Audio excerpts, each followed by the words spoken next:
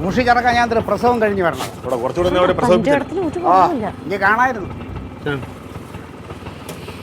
ഒരു പരുവത്തിന് പറഞ്ഞ കാര്യങ്ങളൊക്കെ ഒതുക്കിയിരിക്കുകയാണ്. ഇനി വെറുതെ ആവശ്യമില്ലാതെ എടുത്ത് ചാടരുത്. ശരിക്കും കിട്ടിയാ? ഒന്നും കിട്ടിയില്ല. എന്നെ പിടിച്ച് കെട്ടി വെച്ചവനെയൊക്കെ എനിക്കറിയാം. പിന്നെ ഞാൻ പോയത് ഒരു ന്യായത്തിന്റെ ഭാഗത്താണ്. നമ്മളെ പിള്ളേർ കോളനിയിലല്ല, 100 വോട്ടുള്ളതാണ്. ആ വോട്ട് കൊണ്ടാണ് ഇപ്പൊ പഞ്ചായത്ത് ഇലക്ഷന് അവൻ അൻസാർ ജയിച്ചത് പുട്ടുപോലെ. അതാണ് വലിയ കാര്യമായി പോയത്. ഇവിടെ നാട്ടിൽ നീതി ന്യായമില്ലേ? അവരെന്നോട് ചോദിക്കുക, സാർ ഒരു പോലീസുകാരനല്ലേ? ബിൽഡേഴ്സിന്റെ ഭാഗത്തിലെ ന്യായം എനിക്കൊന്നും മനസ്സിലായില്ല. വലിയ പ്ലോട്ടായിരുന്നു, ഇതിന്റെ പുറകെ കുറച്ച് കോളനി ഉണ്ടായിരുന്നു. ഈ കോളനിക്കാർ യഥേഷ്ടം സഞ്ചരിച്ചുകൊണ്ടിരുന്ന സ്ഥലമായിരുന്നു ഇവർ വാങ്ങിയത്. അപ്പൊ ഇവരുടെ യഥാർത്ഥ വഴി ഈ ബിൽഡിംഗ് കെട്ടിക്കഴിഞ്ഞാൽ ഇതിന്റെ പുറകെ കൂടെ പോകണം, ഒരു കിലോമീറ്റർ ചുറ്റി പോകണം. കോളനിക്കാർ റോഡിൽ എത്തണം, 1 കിലോമീറ്റർ റൗണ്ട് അപ്പ് ചെയ്യണം. ഇപ്പൊ പക്ഷെ അവർക്ക് അത് പോരാ. അവർക്ക് ഈ ബിൽഡേഴ്സിന്റെ ബിൽഡിങ്ങിന് അടുത്തോടെ. അല്ല, ഞാൻ ചോദിച്ചോട്ടെ തങ്കം, ഇപ്പൊ ഇവര് പോകേണ്ട വഴിയിൽ ഇവിടെ മതിൽ കെട്ടായിരുന്ന ഇവർക്കും പോവാം, അവർക്കും പോവാല്ലോ.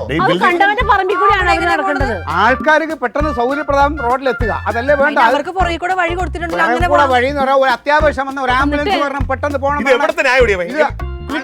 ഈ ന്യായം പറയാനായിട്ട് നേരെ ബിൽഡേഴ്സിന്റെ റൂമിൽ ചെന്ന് കയറി കൊടുത്ത് അമ്മ പൂട്ടിയും കിട്ടും. അത് ഒറ്റയ്ക്ക് അവന്മാര് പൈസ കൊടുത്ത് ജിമ്മന്മാരെ കൂട്ടിയിട്ടവനെയൊക്കെ എനിക്കറിയാം. നോക്കിയത് പകരം ചോദിക്കും. എന്റെ പാർട്ടി എന്റെ അടുത്തോടെ ഉള്ള സമയം ഒന്നും പേടിക്കാം. എന്നിട്ട് നിന്റെ കോളനിക്കാരെ അന്വേഷിച്ച് വന്നാ കോളനിക്കാര് ഞങ്ങൾ പ്ലാൻ ചെയ്യണുണ്ട്, എല്ലാം കൂടെ കൊടുക്കുന്നുണ്ട്. കിട്ടിയാലും മതിയാവൂലേ? നമ്മള് ജനത്തിന് വേണ്ടി നിൽക്കണം, അല്ലാതെ ഒരു മുതലാളികളെ കൂട്ടത്തിലല്ല. എടാ ന്യായം എന്ന് പറഞ്ഞാൽ ഈ വഴി കൂടെ ഇവര് പോയോണ്ട് വല്ല സംഭവിക്കും. കൂട്ടിക്കൊണ്ട് പോകാൻ പാടില്ലായിരുന്ന? അതൊന്നും അല്ല. ഇത് ഞാൻ പറഞ്ഞില്ല, എനിക്കറിയാം സോൾവ് ചെയ്യാൻ. ഇത് നോക്കിട്ടോ നമ്മുടെ എന്ത് കൈയും കാലും തല്ലി ഓടിച്ച് അവരിട്ടിട്ടുണ്ടെങ്കിൽ 10 പൈസ ആശുപത്രി ചെലവാക്കാൻ ഇവിടെ ആരുടെയും കയ്യിലില്ല.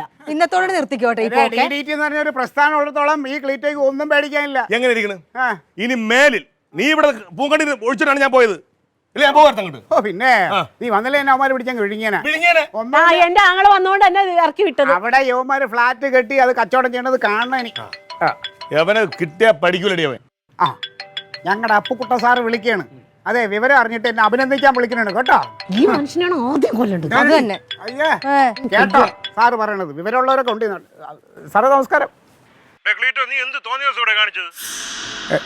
എന്താ സാറേ?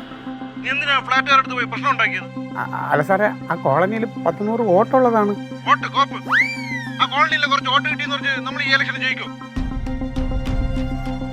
അല്ല സാറേ, ആ വോട്ട് ആണ് നമ്മൾ നേരത്തെ പഞ്ചായത്ത് ഇലക്ഷന് അൻസാർ ജയിപ്പിച്ചത് ഈ കോളനിക്കാരാണ്.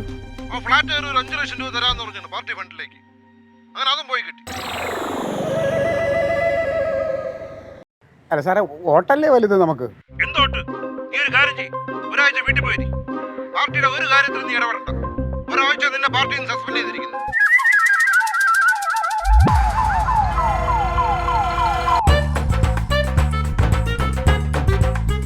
സസ്പെൻഷന്റെ കാര്യത്തിലെങ്കിലും അളിയന്മാരുണ്ട് ഒരു ഒത്തരവ് കാണിച്ചിട്ടുണ്ട്. കർത്താവേ, അത് മതി.